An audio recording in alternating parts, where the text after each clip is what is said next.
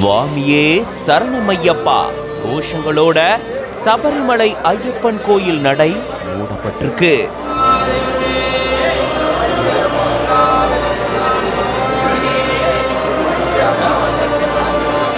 பண்டளம் நோக்கி புறப்பட்டிருக்கு திருவாபரணம் பெட்டிகள்.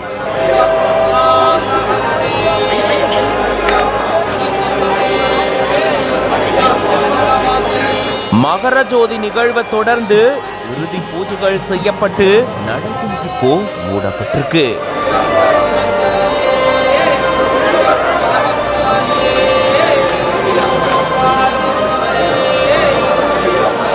கேரள மாநிலம் பத்தனம்திட்டா மாவட்டத்தில் இருக்கக்கூடிய சபரிமலை ஐயப்பன் கோயில் நடை 20ஆம் தேதியான திங்கட்கிழமை காலை 6:30 மணி அளவுல மூடப்பட்டிருக்கு.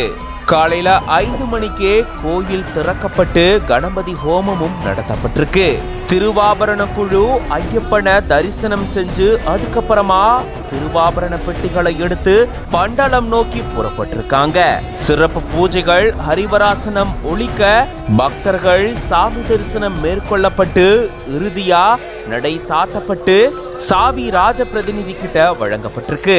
அதுக்கப்புறமா 18 படிகள்லையுமே சிறப்பு பூஜைகள் வழக்கமா நடக்கக்கூடிய முறைகள் எல்லாமே நிறைவடைந்து இறுதியா சாவிய சபரிமலை நிர்வாக அலுவலர் பிஜுவி நாத் கிட்ட ஒப்படைச்சிருந்திருக்காங்க. இப்படி சிறப்பு பூஜைகளோட ஐயப்பன் கோயில் நடை சாத்தப்பட்டிருக்கு. 23ஆம் தேதி அன்னைக்கு திருவாபரண குழு பண்டளம் போய் சேருவாங்க அப்படின்னு சொல்லப்பட்டிருக்கு. இது பத்தின உங்களோட கருத்துக்களை கமெண்ட்ஸ்ல சொல்லுங்க. மேலும் பல செய்திகளுக்கு பிஹைண்ட் உட்ஸ் பேஜை ஃபாலோ பண்ணிக்கோங்க.